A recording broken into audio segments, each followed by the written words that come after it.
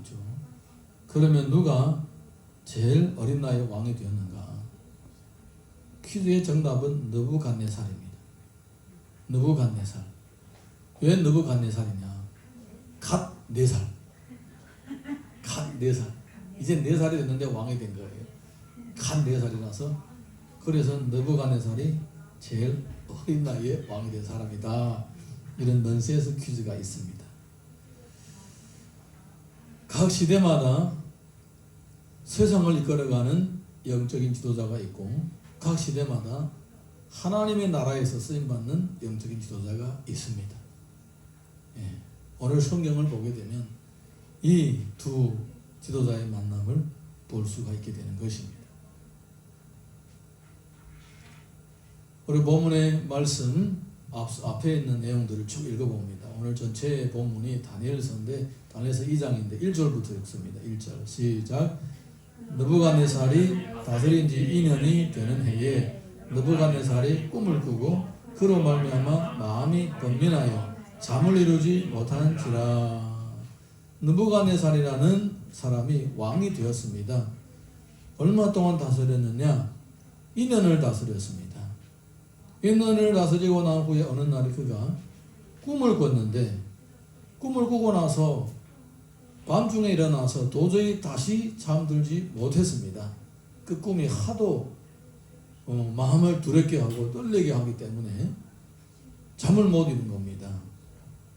사랑하는 성도 여러분, 우리 인생 가운데는 꿈도 많이 꾸고 또 실제로 많은 일들을 겪기도 합니다. 우리 인생에 살면서 매일마다 생각지 않았던 일들과 예상했던 일들이 생기기도 합니다. 그런데 그 모든 일들 가운데서 많은 일들은 사실은 영적인 세계와 관련되어 있습니다. 그냥 모르고 지나는 것 뿐이지 사실은 많은 일들은 영적인 세계와 관련이 있다라는 것입니다.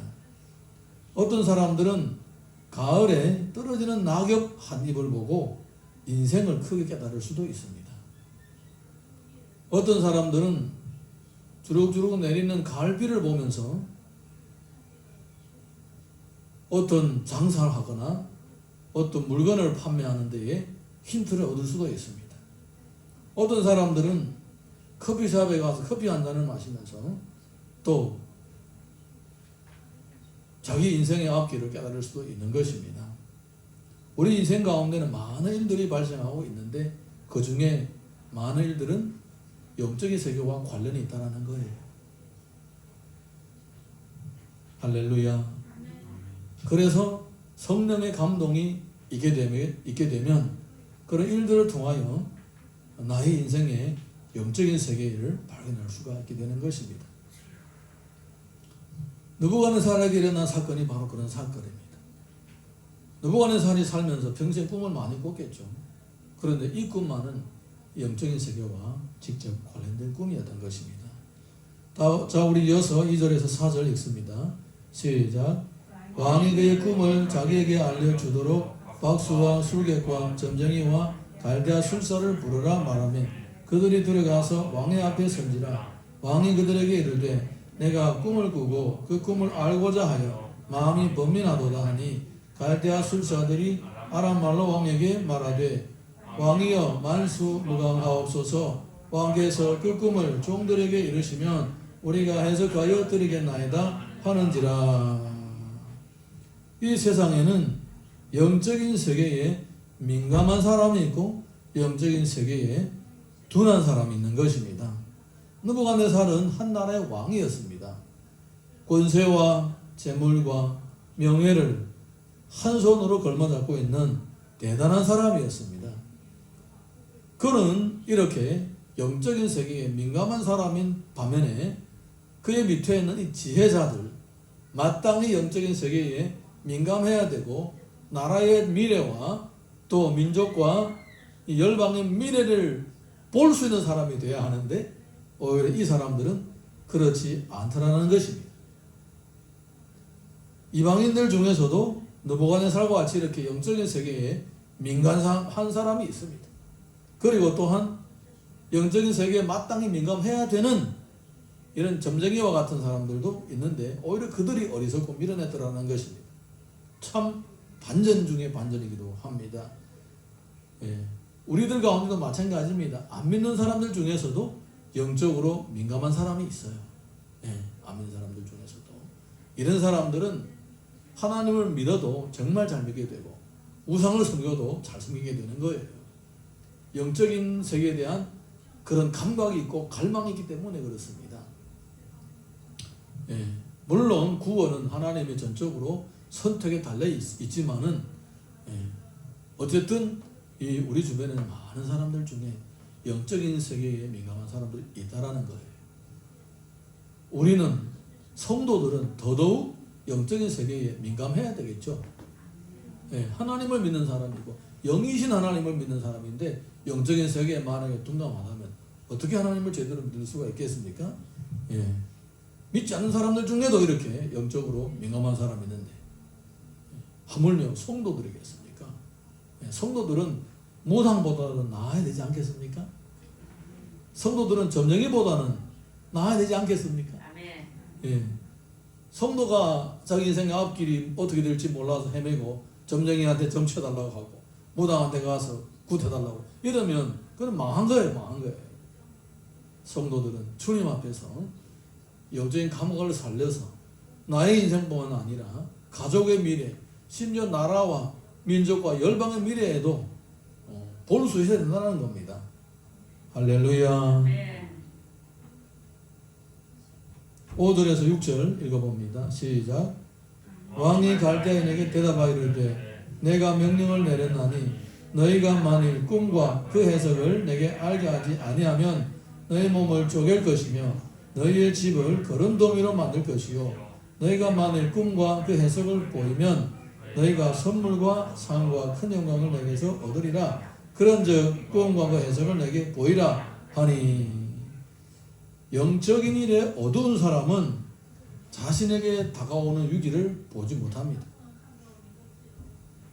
어떤 시력이 아주 안 좋은 사람이 길을 갈 때는 앞에는 자동차가 오든지 뭐 화물차가 오든지 뭐 강아지가 오든지 사람이 오든지 아니면 내 앞에 지금 전봇대가 있는지도 모릅니다.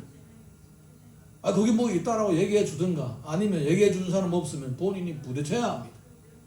그와 마찬가지로 영적으로 어두운 사람은 위기가 자기에게 다가오는 걸 보지 못하는 거예요. 겪어야 하는 거예요. 겪어야 하는 거예요. 이게 바로 영적인 세계에 대해서 민감하지 못한 사람에게의 취약점입니다. 영적인 세계에 대해서 민감하지도 못하면서도 또 다른 사람의 말도 안 듣는다. 그러면 이거는 진짜 최악입니다. 최악. 영적인 세계에 민감하지 못하면 남 말이라도 잘 들어야 될 거 아닙니까? 교훈과 책망과 꾸지람도 들어야 될 거 아닙니까?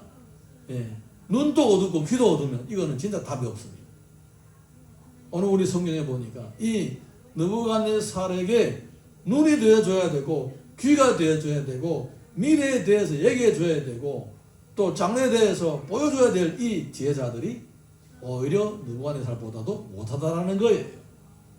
못하다라는 거예요. 이어서 7절에서 9절 읽어보겠습니다. 시작. 그들이 다시 대답하여 이르되 원하건대 왕은 꿈을 종들에게 이르소서 그래 하시면 우리가 해석하여 드리겠나이다 하니 왕이 대답하여 이르되 내가 분명히 아노라 너희가 나의 명령이 내렸음을 보았으므로 시간을 지연하려 함이로다. 너희가 만일 꿈을 내게 알게 하지 아니하면 너희를 처치할 법이 오직 하나이니 이는 너희가 거짓말과 망령된 말을 내 앞에서 꾸며 말하여 때가 변하기를 기다리려 함이라. 이제 그 꿈을 내게 알게 하라. 그래야면 너희가 그 해석도 보일 줄을 내가 알리라 하더라. 영적인 일에 어두운 사람들은 사태의 본질을 보지 못합니다. 그러니까 그냥 겉으로 보이는 것만 보는 거예요. 그 더 깊이 더 멀리 있는 것들은 못 본다는 것입니다. 여러분 우리 오늘 본문의 말씀을 시작할 때 보게 되면 느부갓네살이 왕이 된 지 몇 년이었다 했습니까?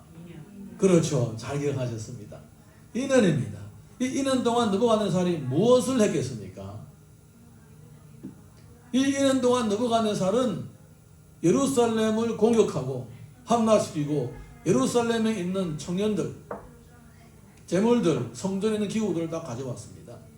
그리고 또 예루살렘뿐만 아니라 이 바벨론 제국의 식민지로 항복한 모든 나라에 있는 모든 젊은이들 다 데려와 가지고 1년 동안 뭐 했느냐? 이 아이들을 가르치고 이 아이들을 훈련시킨 거예요. 1년 동안 훈련시킨 거예요. 그리고 또 그러면 지금 이 느부갓네살의 앞에 온 이 지혜자들은 누구냐? 그 1년 동안 훈련받은 아이들이냐? 아닌 거예요. 아닌 거예요. 이 사람들은 느부갓네살의 아버지, 느부갓네살의 전에 있던 왕을 섬겼던 지혜자들인 것입니다. 이 사람들은 오랜 세월 동안 선왕, 전에 있는 왕을 섬기면서 나름대로 기득권과 부와 명예를 쌓아왔던 사람들입니다. 근데 느부갓네살 보기에는 느부갓네살의 왕이 되고 난 후에 보니까 이 사람들은 전부 다 그냥 무능하고 기득권만 챙기고 자기 이익만 챙기는 정말 나라와 민족과 열방의 미래를 전혀 모르는 소경인 사람들인 거예요.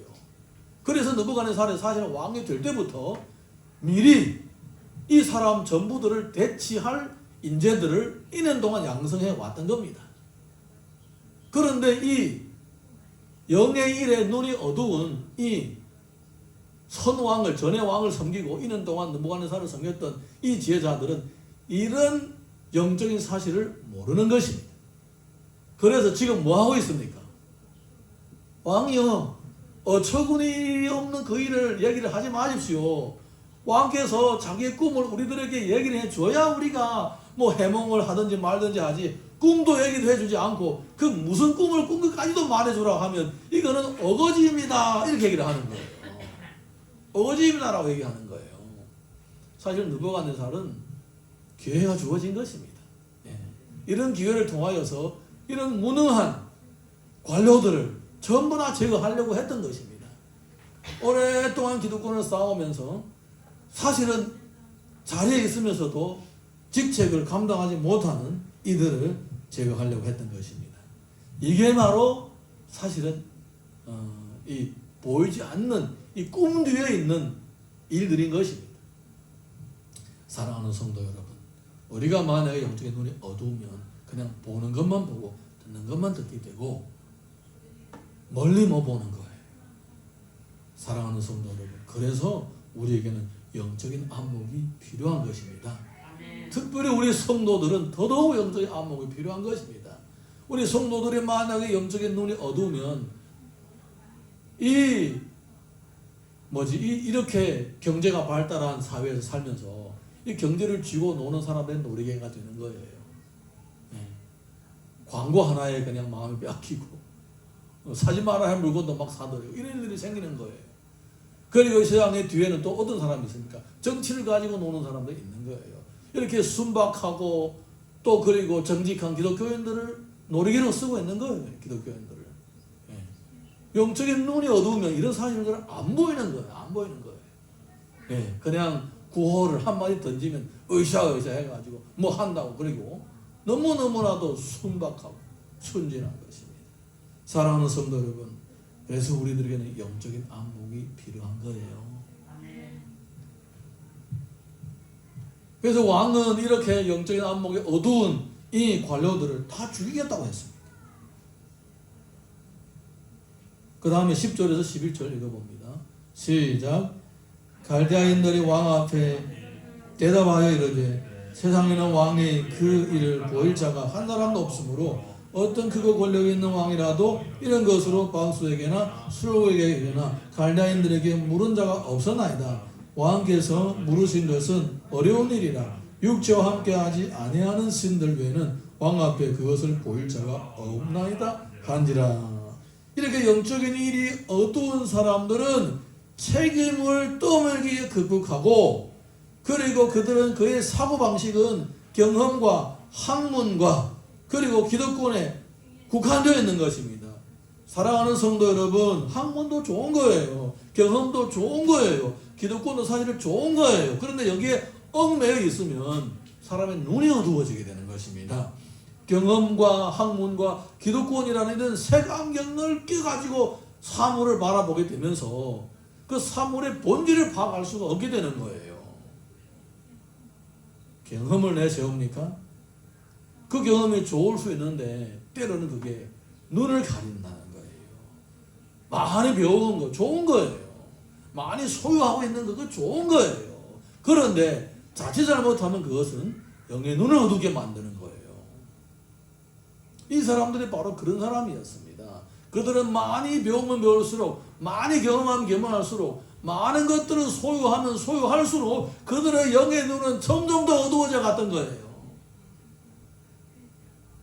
이게 바로 안타까운 사실입니다. 그래서 왕은 다 죽이겠다고 한 거예요. 다 죽이겠다. 이 쓸데없는 것들 다 죽이겠다 이렇게 한 거예요.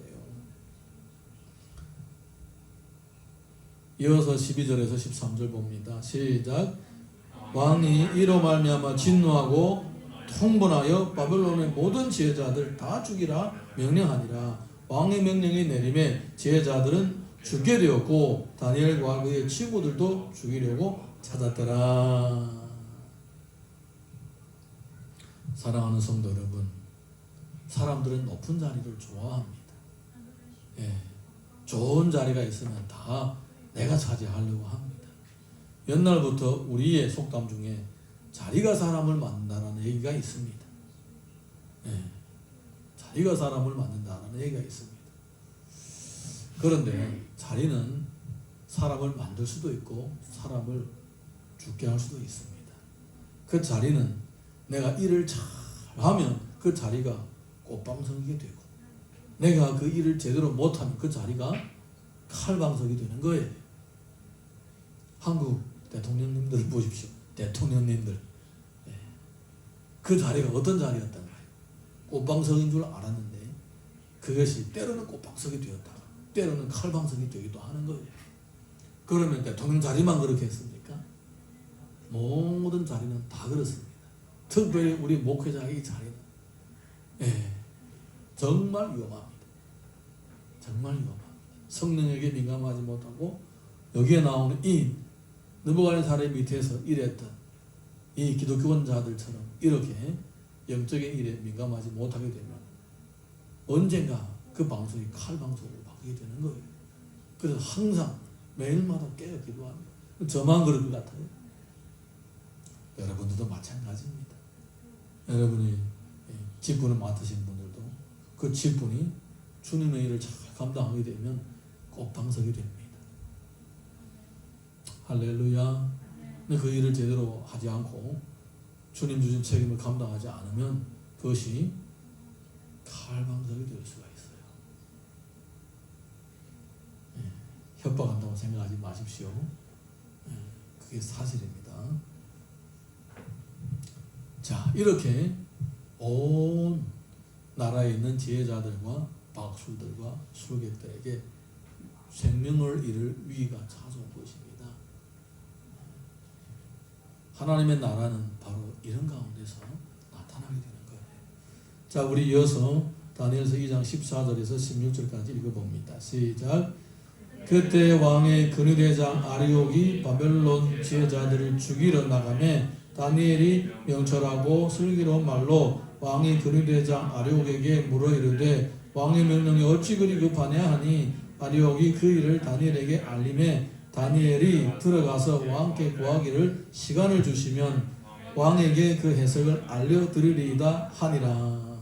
이 당시에 왕의 좌우에서 왕에게 나라의 미래를 얘기하고 그리고 또 장래 일들을 알려주는 사람들은 다 오랫동안 나라에서 바벨론 전에 있던 왕들을 섬겼던 사람들이었습니다.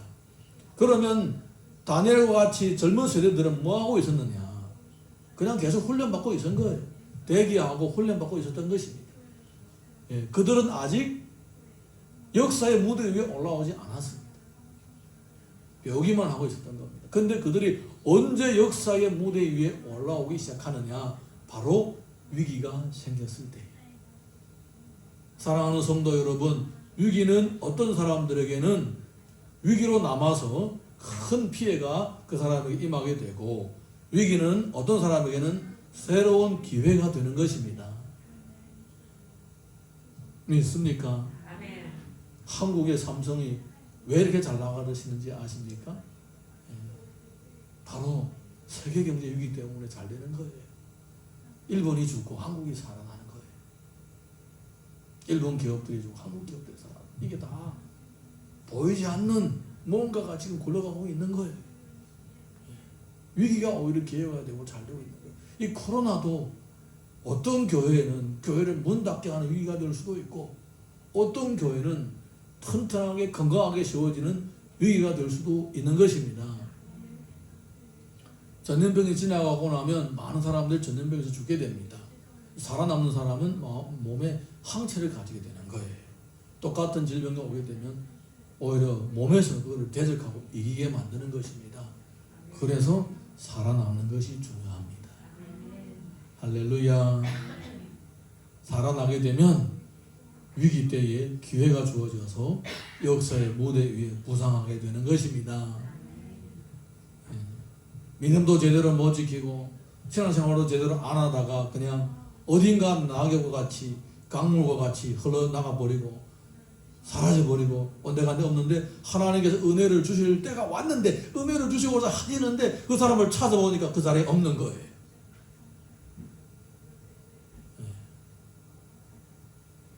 하나님께서 은혜를 주시고자 할 때 주여 제가 여기 있나이다, 제가 아직 살아있습니다, 이렇게 고백할 수 있어야 되지 않겠습니까? 아멘. 이렇게 대답할 수 있어야 되지 않겠습니까? 아멘. 이럴 때에 다니엘이 역사의 무대 위로 나오게 되는 것입니다. 자, 우리 17절에서 19절 읽어봅니다. 시작. 이에 다니엘이 자기 집으로 돌아가서 그 친구 하나냐와 미사엘과 아사랴에게 그 일을 알리고, 하늘에 계신 하나님이 이 은밀한 일에 대하여 불쌍히 여기사 다니엘과 친구들이 바벨론의 다른 지혜자들과 함께 죽임을 당하지 않게 하시기를 그들로 하여금 구하게 하니라. 이에 이 은밀한 것이 밤의 환상으로 다니엘에게 나타나 보임에 다니엘이 하늘에 계신 하나님을 찬송하니라. 이미 사람들은 죽어가고 있었습니다. 이미 집행관은 칼을 빼고 휘두르고 있었습니다. 그런 중에 다니엘을 만난 거예요. 다니엘은 잠깐 이 방법이 있습니다. 대책이 있습니다. 그래서 더 이상 칼이 사람을 죽이지 않게 된 거예요.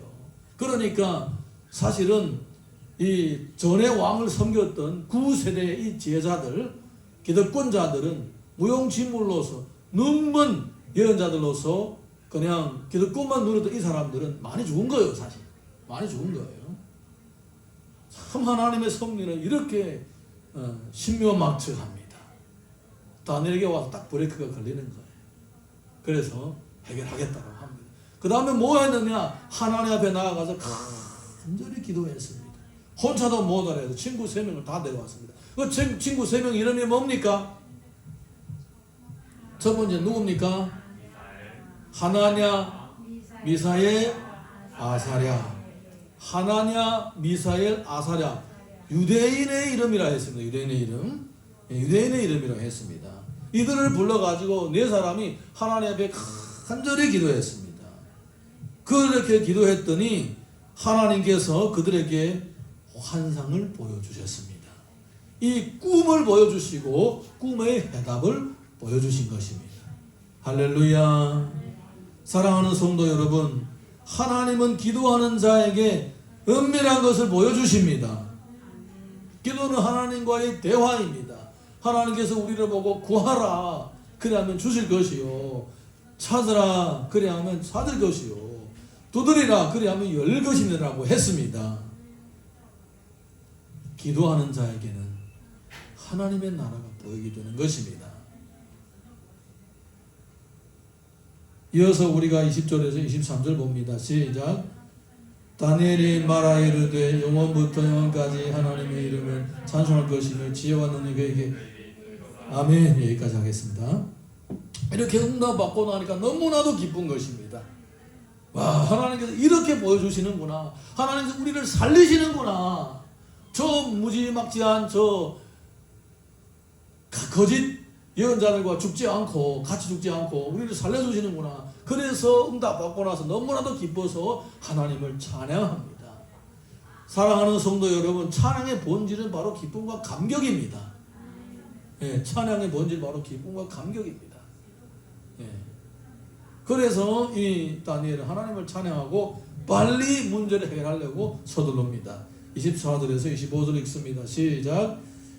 이에 다니엘은 왕이 바벨론 지혜자들을 죽이라 명령한 아리옥에게로 가서 그에게 이같이 이르되 바벨론 지혜자들을 죽이지 말고 나를 왕의 앞으로 인도하라. 그리하면 내가 그 해석을 왕께 알려드리리라 하니 이 아리옥이 다니엘을 데리고 급히 왕 앞에 들어가서 아뢰되 내가 사로잡혀 온 유다 자손 중에서 한 사람을 찾았었나이다. 그가 그 해석을 왕께 알려드리리라 하니라. 이렇게 하나님은 택하신 종을 역사의 무대 위에 세워서 문제의 해결사로 부상시키는 것입니다. 사랑하는 성도 여러분, 우리 성도들이 바로 이 세상의 문제 해결사로 세우심을 받은 것입니다. 아멘입니까? 아멘 안 해도 하나님께서 그렇게 세우셨습니다. 성경을 보게 되면 너희는 세상의 빛이라고 했습니다. 빛. 그리고 하나님께서 너희는 세상의 소금이라고 했습니다. 무슨 얘기입니까? 문제 해결사라는 것입니다. 평소에는 뭐 다 똑같이 밥 먹고 뭐 똑같이 목사실 다니고 뭐 똑같이 직장 다니고 사업하고 사는 것 같지만은 관건적인 순간에 다른 사람들은 다 죽었다 소망이 없다라고 할 때에 답을 제시할 수 있는 사람이 바로 성도라는 것입니다. 예. 다른 사람에게 세상 사람들에게 답을 제시해야 될 사람인데 만약에 우리가 방황하고 우리가 헤매고 있다면 그러면 어떻게 다른 사람에게 답을 주고 어떻게 내 인생을 바로 살아갈 수가 있겠습니까? 사랑하는 성도 여러분, 다니엘과 친구들이 이렇게 위기 가운데서 많이 죽어가는 지혜자들에게 해결사가 되었던 그 원인이 어디에 있을까요? 바로 처음부터 그들은 믿음의 순결을 지켰기 때문입니다. 하나님은 마음이 청결한 자에게 자신을 보여주신다고 했습니다. 그들은 처음부터 믿음의 순결을 지켰기 때문에 살아남았고, 그리고 그들의 믿음이 순결을 지켰기 때문에 하나님께 기도하니 하나님께서 그들에게 미래를 보여주시고 환상을 보여주셨던 것입니다. 만약에 그들이 안락하게 그냥 맛있는 거 먹고 뭐 시골의 촌놈이 뭐 서울에 올라온 거 똑같잖아요. 저 유다 시골에 살다가 그 바벨론의 휘황찬란한 도시에 왔습니다. 눈알이 뒤집어지는 거예요. 옛날에는 그냥 겨우겨우 배부르게 살았던데 술상에 차려지고 뭐 고기들이 뭐 덩어리처럼 막 나오지 뭐 안 넘어갈 수가 있습니까? 다른 사람 다 넘어가는데 다니엘과 친구들은 안 넘어가는 거예요. 믿음의 순결을 지키겠다. 그 음식이 문제가 아니라 음식은 제물에 바쳐진 것이기 때문에 우상의 제물이기 때문에 우리는 안 먹겠다. 믿음의 순결을 지킵니다.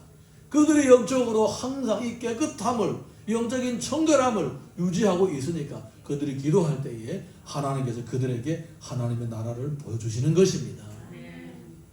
이 모두 다 원인이 있는 겁니다. 어느 날에 갑자기 뭐 술 취하고 고기를 뜯어먹고 혈압이 올라가고 뭐 혈관이 막히다가 어느 날에 갑자기 기도에 가정도 받는 게 아닌 거예요. 처음부터 2년 전부터 계속 2년 동안 신앙의 순결을 지켜온 거예요. 길지 않죠. 2년만 지킨 거예요. 여러분 더도 말고 여러분 2년 동안만 이를 악물고 믿음의 생활을 제대로 한번 해보십시오. 하나님이 반드시 역사하십니다. 할렐루야.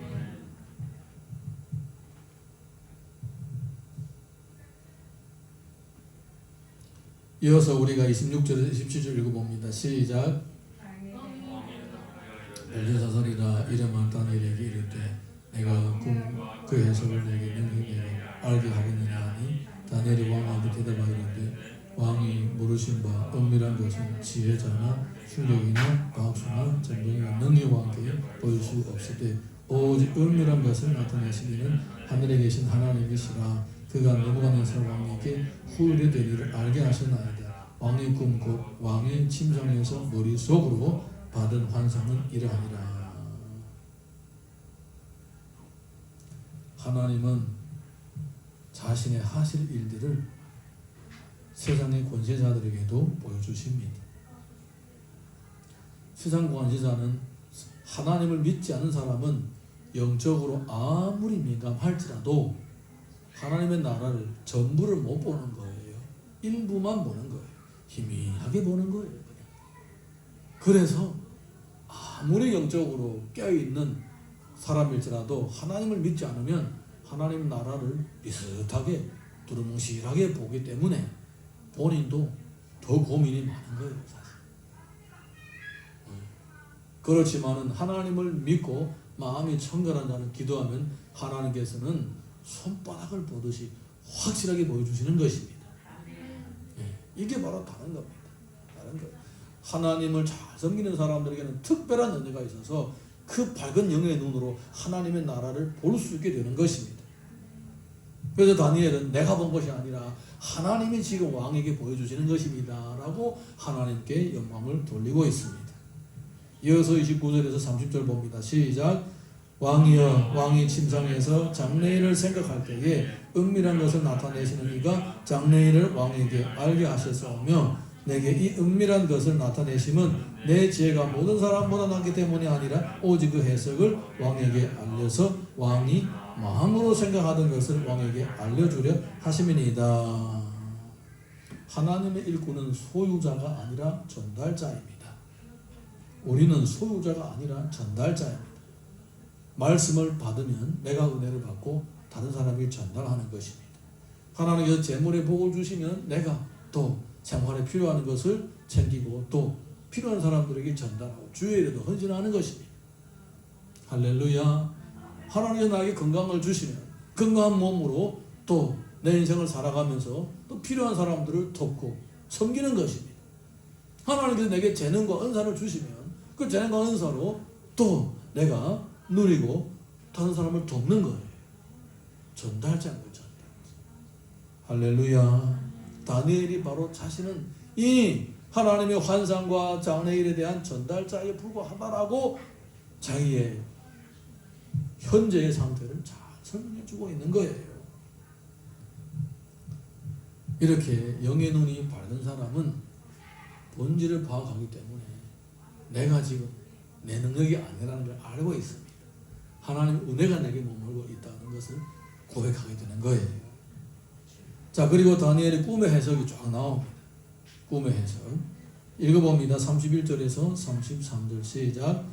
왕이여, 왕이 한 큰 신상을 보셨나이다. 그 신상이 왕의 앞에 섰는데 크고 광채가 매우 찬란하며 그 모양이 심히 두려우니 그 우상의 머리는 금sun주며 가슴과 두 발은 은이요 배와 넓적 다리는 노시요 그 종아리는 쇠요 그 발은 얼마나 쇠요 얼마나 진흙이었나이다.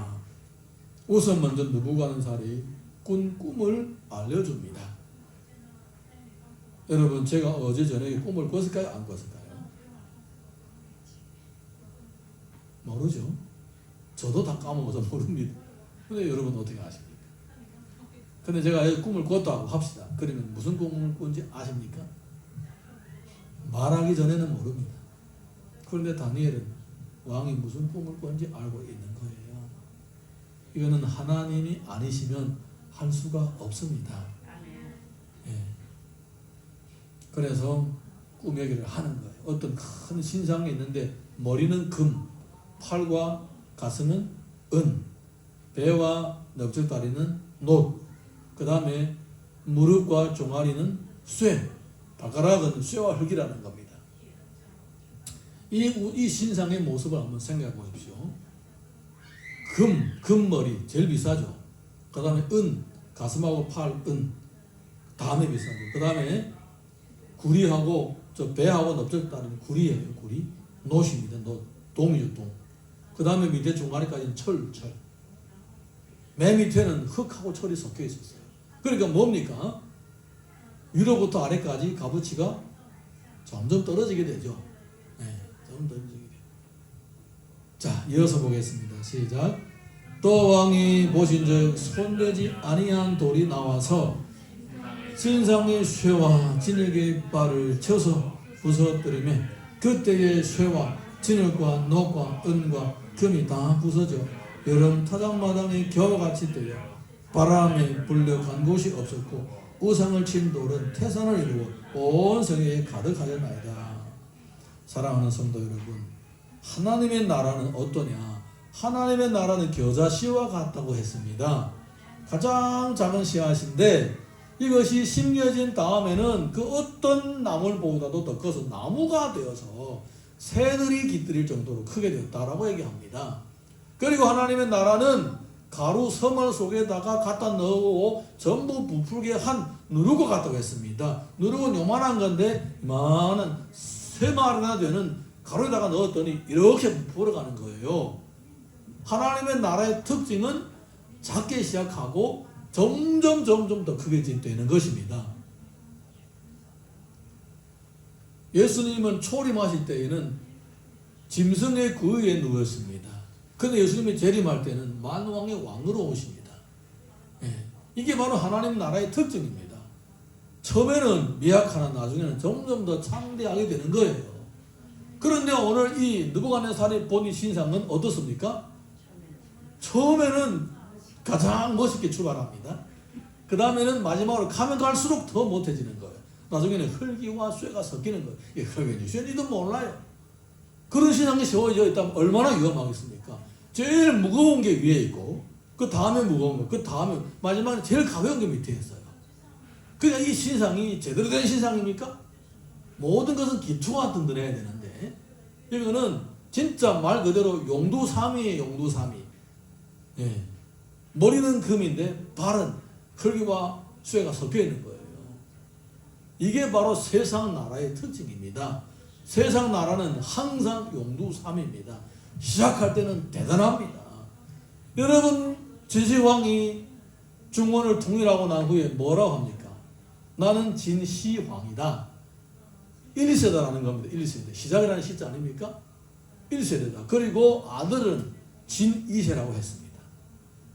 그리고 우리의 이 진나라는 영원토록 대대에 지지 않는 해처럼 오래갈 것이다. 이렇게 생각하고 2세, 3세, 4세, 5세, 6세 뭐 몇천 세로 내려갈 걸로 생각을 했는데 2대 만에 망합니다. 2대 만에. 이게 세상 나라예요. 여러분, 이 역사를 보게 되면요, 세상의 정권은 항상 그랬습니다. 시작은 창대하나 나중에는 미약하다. 하나님 나라하고 정반대입니다. 그래서 나중에는 정말 힘이 없어가지고 돌 하나로 탁 쳐도 와랑 무너질 정도로, 돌로 싹 건드려도 와랑 무너질 정도로 그렇게 취약한 나라가 된다는 거예요. 이게 바로 세상 나라의 특징입니다. 여러분, 아무리 강대한 나라일지라도 하나님을 경외하지 않으면 전부 다 용두사미가 되는 것입니다. 그래서 여러분, 어느 나라가 강력하다, 강력해가지고 작은 나라다 짓밟고 저렇게 우리도 강대해져야 되겠지, 이렇게 생각하는 생각 자체가 잘못된 것입니다. 아무리 강해져도 하나님을 경외하지 않으면 나중에는 다 용두사미가 되는 것입니다. 여러분, 해가 지지 않는 제국이라고 세계의 명성을 날렸던 첫 번째 나라가 어딘지 아십니까? 영국입니까? 스페인이에요. 스페인이가 해가 지지 않는 나라라고 했습니다. 스페인의 함대들이 세계를 누비면서 식민지를 넘겨갔습니다. 그런데 나중에는 어떻게 됩니까? 몰락을 하죠. 그리고 영국이 세계해지지 않는 나라가 되는 거예요. 나중에 영국도 점점 약해지죠. 그리고 지금은 미국이 대체를 했습니다. 미국도 또 저리고 있습니다. 그 다음에는 과연 어느 나라일까요? 참 궁금하죠. 어떤 사람들은 중국이라고 합니다. 그런데 역사는 어떻게 될지 모릅니다. 세상 나라는 항상 그런 거예요. 여러분, 하나님을 경외하는 나라가 잘 됩니다. 하나님을 경외하는 사람이 잘 됩니다. 이 얘기가 바로 그 얘기입니다. 쫙 전부 다 그 얘기입니다. 이 금은 바로 느부갓네살 왕이고, 그 다음에 은은 그 다음에 왕이고, 다음에 왕국이고, 그 다음에 놋은 그 다음에 왕국이요. 철과 흙이 섞인 거는 그 다음 왕국이다. 쫙 다니엘이 설명을 해두었습니다. 쫙 설명을 해주니까 어떤 일이 생겼느냐. 자, 우리 44절에서 46절까지 읽어보겠습니다. 다니엘 2장 44절에서 45절이죠. 45절까지 읽어보겠습니다. 시작. 위에서부터 한 절 더 올라가세요. 예, 여기서부터 시작. 왕을 뒤이어 보다 못한 다른 나라가 일어날 것이요. 아니 좀 더 뒤로 없어요? 44절에서 뒤로 가봐요. 뒤로.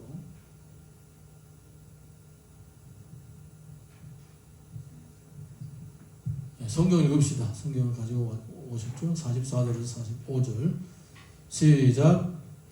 이 여러 왕들의 시대에 하늘의 하나님이 한 나라를 세우시리니 이것은 영원히 망하지도 아니할 것이요 그 국권이 다른 백성에게로 돌아가지도 아니할 것이요 도리어 이 모든 나라를 치어서 멸망시키고 영원히 설 것이라. 손대지 아니한 돌이 산에서 나와서 쇠와 놋과 진흙과 은과 금을 부숴뜨린 것을 왕께서 보신 것은 크신 하나님이 장래를 왕께 알게 하신 것이라. 이 꿈은 참되고 이 해석은 확실하니이다 하니.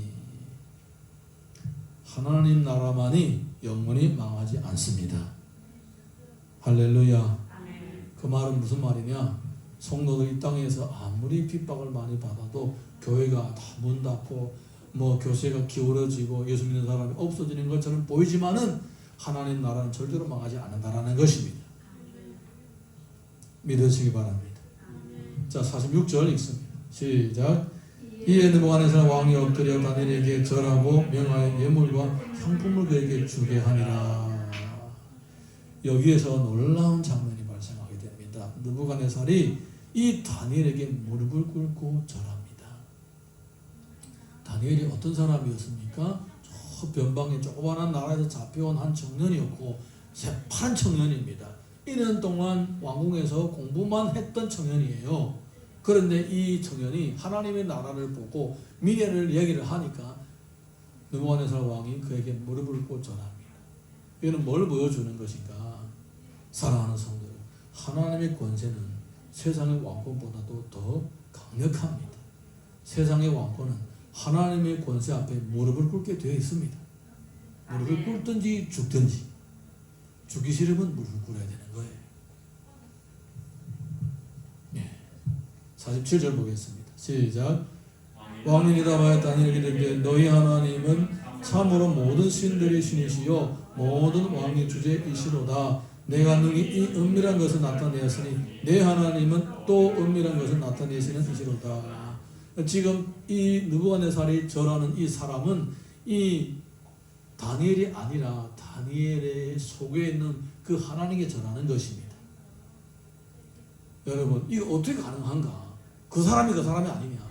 이 영적인 세계에 어두운 사람은 다니엘만 보이는 거예요.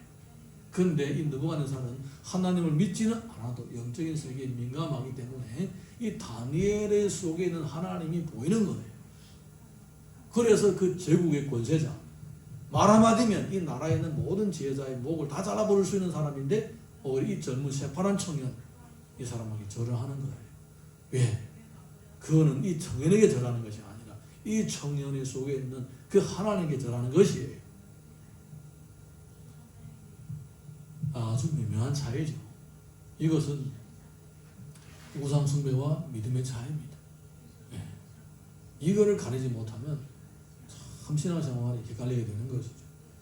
내가 지금 사람을 섬기고 있는지 하나님을 섬기고 있는지 모르는 거예요.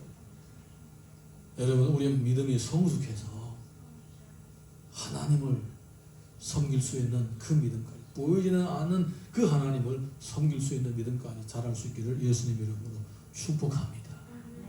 이 영적인 눈이 열려야 된다는 것입니다. 자, 우리 이어서 48절에서 49절 읽습니다. 시작. 왕이 다니엘을 높여 귀한 선물을 많이 주며 그를 세워 바벨론 온 지방을 다스리게 하며 또 바벨론 모든 지혜자의 어른을 삼으셨으며 왕이 또 다니엘을 요구대로 사드락과 메삭과 아벳느고를 세워 바벨론 지방의 일을 다스리게 하였고 다니엘은 왕궁에 있었더라. 이 느부갓네살은 다니엘을 온 나라를 다스리는 총리로 삼았습니다.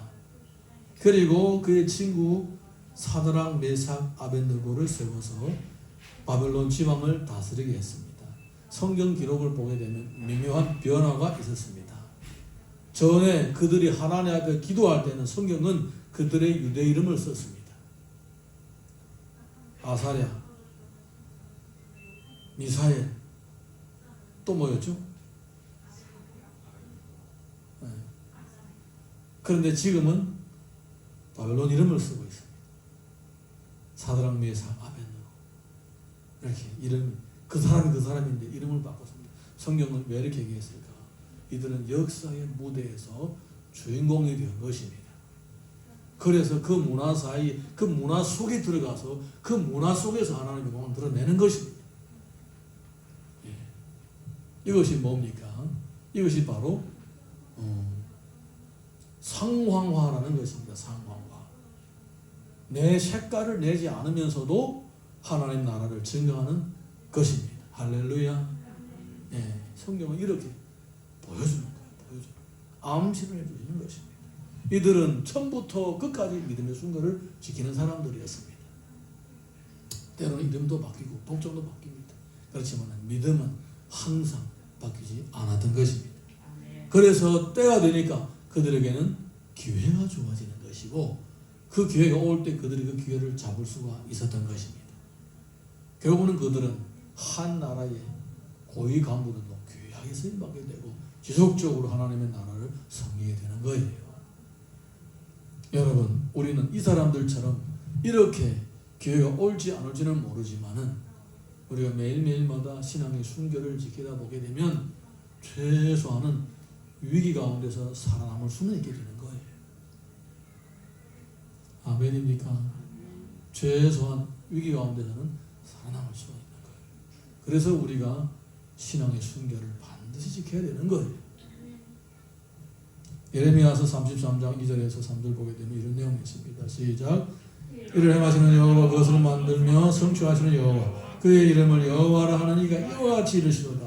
너는 내게 부르짖으라. 내가 내게 응답하겠고 내가 알지 못하는 크고 은밀한 일을 내게 보이리라. 다니엘과 세 친구가 하나님에 부르짖었더니 크고 은밀한 일을 그들에게 보여주셨고 많은 사람의 목숨도 건지게 되었고 자기들도 위기에서 살아남게 되었던 거예요. 시편 91편 15절 보겠습니다. 시작. 그가 내게 간구하리니 내가 그에게 응답하리라. 그들이 환난당할 때에 내가 그와 함께하여 그를 건지고 영화롭게 하리라. 그들이 하나님께 부르짖었더니 그들은 그 위기 가운데 살아남게 되고 영화롭게 된 거예요. 한 나라의 총리와 대신들로 쓰임받게 되었던 겁니다. 원래는 이 우상의 재물을 먹을까 말까라고 고민을 했던 젊은이들이 있는데 이제 나라에 큰 일을 하게 되는 그러한 사람들이 되었던 겁니다. 이런 변화가 다 어디서부터 시작됐을까요? 신앙의 순결을 지키는 다니엘서 1장부터 시작된 것입니다. 신앙의 순결이 없으면 기회가 온지 안 온지도 모르고 기회가 왔다라고 알고 있어도 기회를 잡을 수 있는 능력도 없는 거예요. 신앙의 순결을 지켜야만이 기회가 올 때에 일단은 살아남게 되고 그리고 기회가 눈에 보이게 되고 기회를 잡을 수 있는 에너지가 생기는 것입니다. 그래서 신앙의 순결을 목숨보다 더 잘 지켜야 되는 거예요. 신명기 28장 13절 14절 보겠습니다. 시작. 여호와께서 너를 머리가 되고 꼬리가 되지 않게 하시며 위에만 있고 아래에 있지 않게 하시리니 오직 너는 내가 오늘 내게 명령하는 이 하나님 여호와의 명령을 듣고 지켜 행하며 내가 오늘 너에게 명령하는 그 말씀을 떠나 졸아나오르나 치우치지 아니하고 다른 신을 따라 섬기지 아니하면 이와 같으리라. 이와 같으리라. 이와 같으리라. 다니엘과 같으리라. 예. 우리도 신앙의 순결을 지키면 다니엘과 같게 되는 것입니다. 하나님은 믿음의 순결을 지키는 사람들에게 하나님의 나라를 보여주십니다. 그리고 믿음의 순결을 지키는 사람들에게 사람들을 역사의 주역으로 세워주십니다. 믿음의 순교를 지키는 사람들을 평생 책임져 주십니다. 그래서 다니엘과 그의 친구들은 왕들은 흥망성쇠를 겪었지만은 이들은 항상 살아남게 되는 거예요. 여러분 평소에 반드시 믿음의 순교를 지키십시오. 누구를 위해서가 아니라 여러분의 자신을 위해서, 그리고 여러분의 사랑하는 가족을 위해, 그리고 또 더 나아가서 교회를 위하여 여러분의 신앙의 순교를 지키십시오. 그리고 위기가 있을 때에 부르짖고 기도하십시오. 하나님은 다니엘에게 은밀한 것을 보여주셨고 위기의 해결사로 세워주셨습니다. 우리도 믿음의 순교를 지키면서 위기가 왔을 때에 하나님 앞에 부르짖게 되면 그 위기를 해결하는 해결사로 세워지게 되는 것입니다. 네, 우리 시간에 자리에서 다 일어나셔서 찬양 하나 부르고 같이 기도하겠습니다.